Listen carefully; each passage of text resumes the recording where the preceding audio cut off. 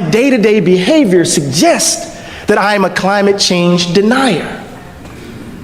So there are folks running around here who are saying that they are committed to racial equality, but their choices. I just want my kids to go to the best schools. The social sciences have already said that whenever you hear that phrase, it's usually a proxy for how many black and brown kids attend my school. I want my neighborhood to be safe. We know what that means. I want my property values to stay. We know what that means. Right? So it's in the kind of order, the cultural practice, the value gap is evidenced. Let me give you a quote from James Baldwin in The Uses of the Blues. Y'all all right? Baldwin clearly states what he takes to be the Negro problem. I'm talking about what happens to you if you've barely escaped suicide or death or madness or yourself. You watch your children growing up, and no matter what you do, you are powerless. You are really powerless against the force of the world that is out to tell your child that he has no right to be alive, and no amount of liberal jargon, no amount of talk about how well and how far we have progressed does anything to soften or to point out any solution to this dilemma. In every generation, ever since Negroes have been here, Baldwin writes, every Negro mother and father has had to face that child and try to create in that child some way of surviving this particular world. Some way to make the child who will be despised not despise himself. I don't know what the Negro problem means to white people. Now, thank you for watching. I don't want to delve much on this video. I want you to watch it because it is all about racism in America and the systemic racism that has taken center stage in America. Watch this video and let us see what to say in the comment section. Let's engage in the comment section and talk about racism, because we are in a world that we have to end racism and make black or white equal in the society. Everyone should feel part and parcel of the human race without any intimidation and any coercion and any discrimination. Let's watch. We live in a country, right, where we can talk about turning a corner, but there are people right in our midst, right, who are struggling to make ends meet. People who are working hard, who are honest, who are trying to make ends meet. But we disremember. We think it's their fault. Right, so in the book, I talk about the Great Black Depression. I talk about the fact that black folk lost their homes, over 240,000 homes lost as a result of the collapse of the housing market. I talk about, right, the fact that over 38%, 40% of black children are growing up in poverty. I talk about the downward mobility as African Americans experience the loss of incomes, the inability to dream big dreams for their children because they can't make ends meet. And we live in a country, right, that says we've turned a corner, right? But let me say this really quickly. Y'all all right? I don't know why you invited me here. I'm going to tell the truth. I'm going to tell the truth. In my mind, democracies require particular kinds of dispositions to work. But something has distorted and disfigured our national and individual character. Remember, I said there's a crisis of imagination. Imagination involves what? Not only just simply the fantastical and the creative, the imagination involves what? This ability, right, to see oneself, put oneself in the position of another. That has something to do with our characters. I want to say that something has distorted and disfigured who we take ourselves to be, and I call it the value gap. Now I'm about to get into the substance of it, taking my watch off, right? What is the value gap? The value gap is the belief that white people are valued more than others. Oh, I'm going to say it again.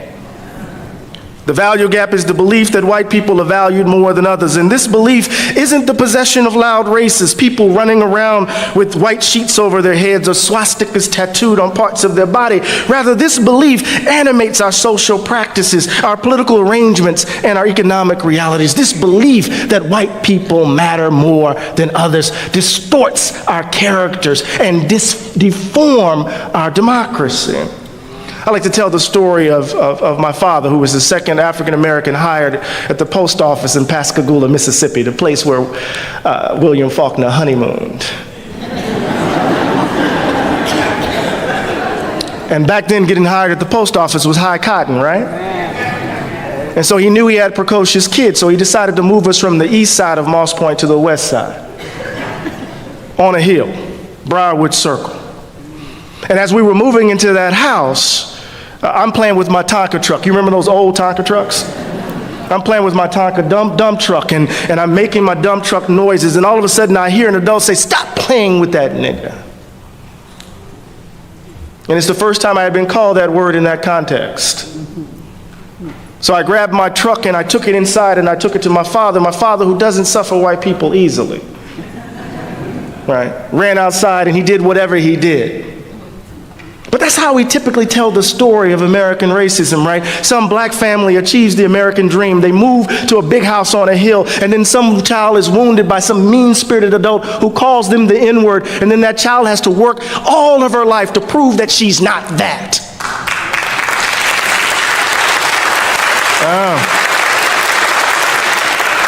But that's too easy.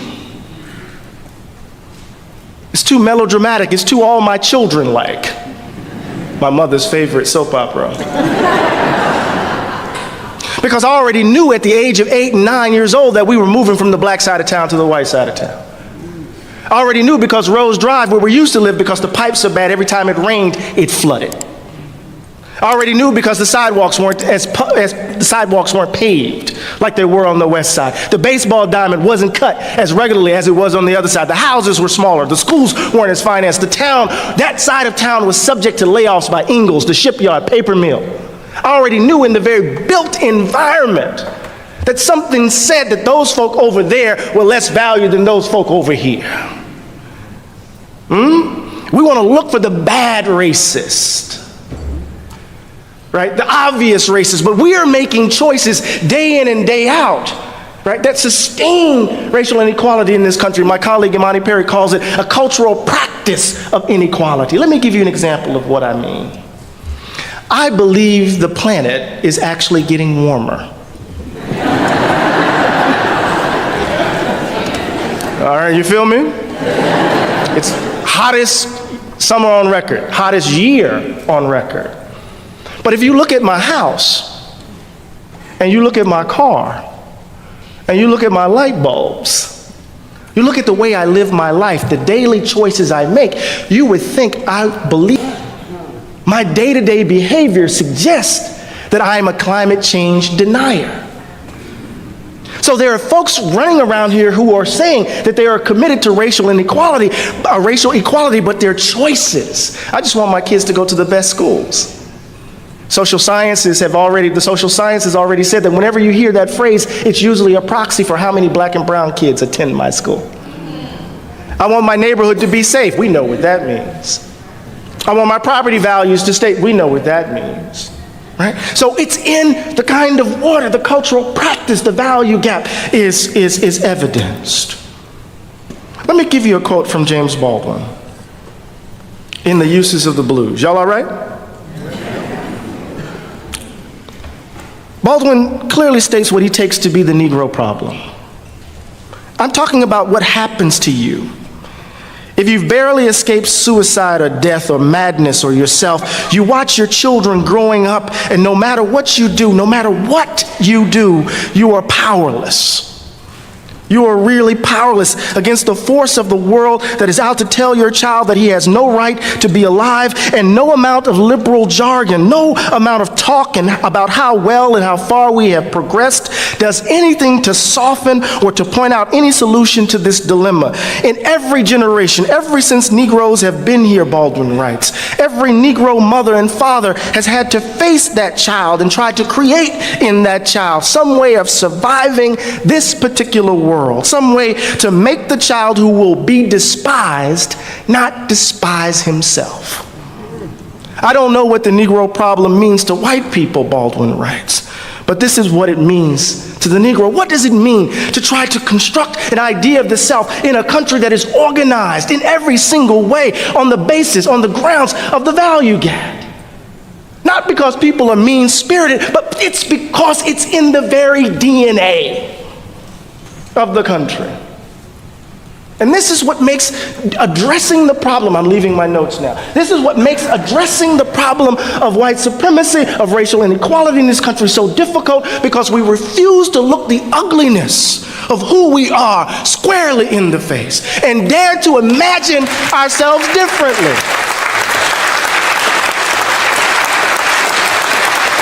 This is hard work. This is hard. The value gap isn't sustained by loud racists. The value gap is sustained by all of us. All of us. You don't need white people for white supremacy to work. When I'm in New Jersey and I'm driving down Stuyvesant Avenue in Trenton, I hold a set of generalizations about the people who occupy that particular neighborhood. It's known as Little Iraq. I keep my head on a swivel. Right? There's a kind of particular fear that gets generalized, that is generalized to an entire population, that informs a set of assumptions about how I interact with them. And those generalizations have policy implications. We are socialized and habituated into believing, right, certain things about certain folks. Right? I write about this in the text. Dear Nancy DeTomaso at Rutgers, a social scientist, she did a series of interviews of white working class folk in Cleveland, in Ohio, and in Tennessee, and in Jersey, I believe. And she said she was interviewing these workers, and one worker said, I'm sorry, black people are just lazy. They just want a handout. You've heard this before. It's been informing public discourse since I can remember remembering. And they don't want to work hard for anything. And it turned out that his father was close friends with the union boss who hooked him up with a job. Another interviewer, right? I'm sorry to say, they're just lazy. They don't want to work. It turns out that not only his friend gave him the test that he needed to take for his job, gave him the answers to the test. And what Nancy's trying to suggest in this moment is, right, not that there is some, right, overt racism that's happening. People are just hooking up their friends and families, right? That it's what she calls opportunity hoarding, that racial inequality actually is perpetuated through social networks, right? And because we're so deeply a segregated society, our social networks are typically, 75% of our social networks are 100% homogeneous. So opportunities pass through certain networks that do not pass through others. Right? I'm just helping out my child. I'm not being racist. Right? I'm just helping out my neighbor. I'm not being racist. I said something jokingly to a friend the other night. I said, if we want to solve black-on-black crime in the United States, we just need to integrate neighborhoods. They didn't quite get it. I said, some of you didn't get it either, right? Most crime takes place, right, because of proximity. White on white crime, 83% of crime that happens in white communities happens between white and unwhite people. 91% happens because our neighborhoods are segregated. If we all move together, then we'll just be criminal with each other. I don't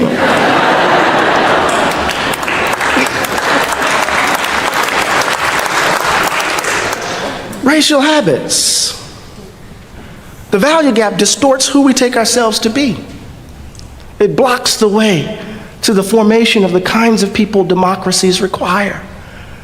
I was just talking about, with Reverend Hart Anderson, about Abraham Lincoln's rejection of the monstrous injustice of slavery, but his commitment to the belief that white people were superior than black people.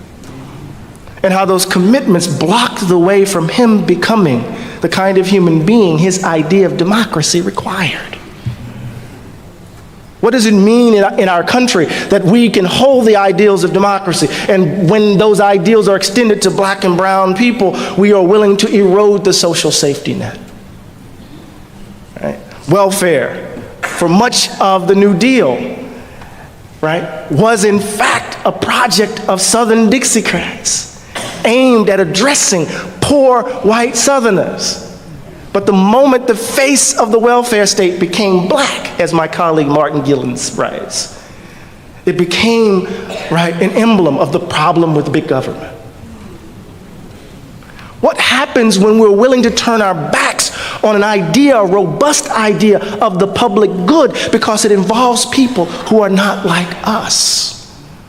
It means that we're willing to throw democracy into the trash bin over the idea, over our commitment to the idea that some people, because of the color of their skin, are valued more than others. It's the value gap is at the heart of our problem. The value gap is evidenced in our habits of living, habits that define where we live, where we work.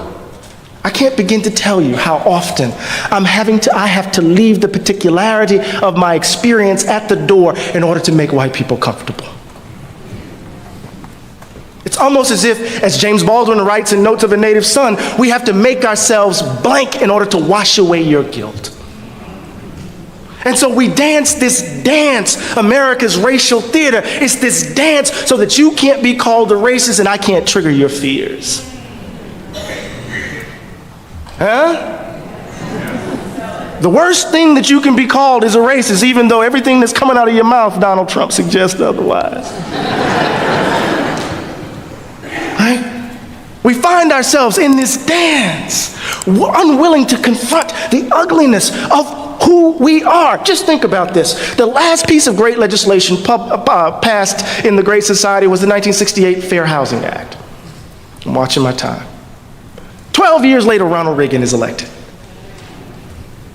12 years later, there is the triumph of a political ideology designed to undo the Great Society and the New Deal. Did we fix the country in 12 years?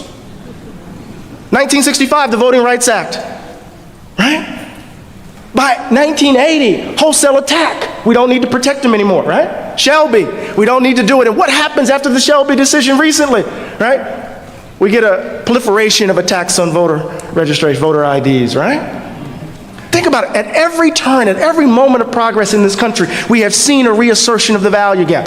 At the moment in which we give voice to the principles of liberty and equality, right, in the context of the American Revolution, what do we get in response? We reconcile those principles with racial slavery. John Adams, it is said to King George, "We will not be your Negroes."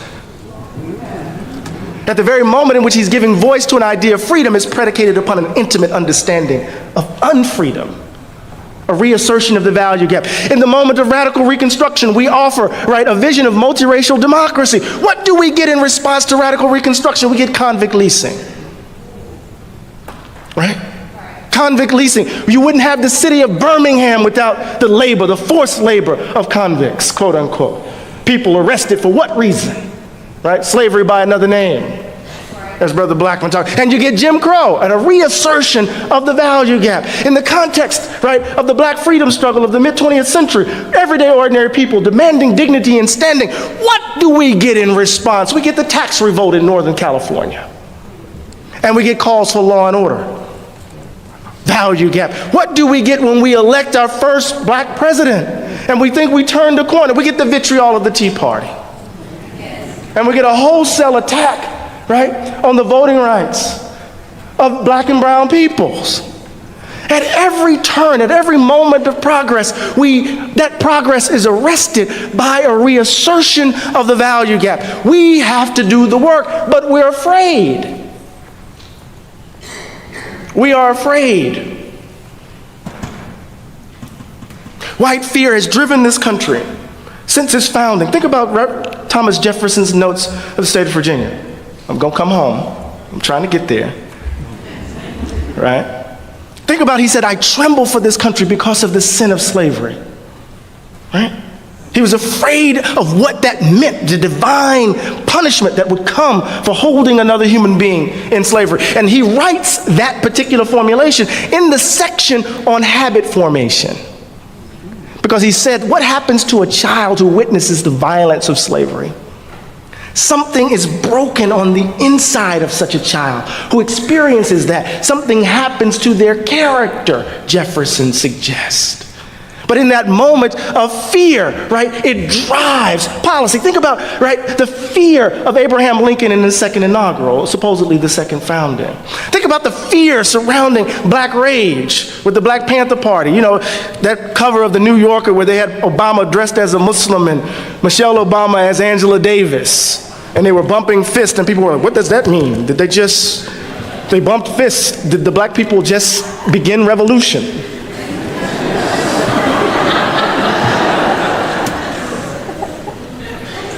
Fear. Fear drives policy. The moral panics around the so-called super predators, where the data suggested was not true. What did the moral panics do? It drove mass incarceration. Think about what happened with the Central Park Five. Those babies were innocent. Their lives stolen. Think about all the millions of folk who are locked up because of fear. Fear driving policy. We can no longer be afraid. And that fear actually drives our political behavior, black political behavior. As I said earlier, we're afraid to trigger your fears. So we will grit our teeth in the moment which you say something a little off color. Our fear of triggering white fear affects our behavior. So we're masking day in and day out, walking past each other, not really seeing the humanity of the person right in front of us. No wonder we're stuck. But Malcolm X said this, and I'm going to say this in front of you guys and make you mad. I don't care. We have to stop sweet talking.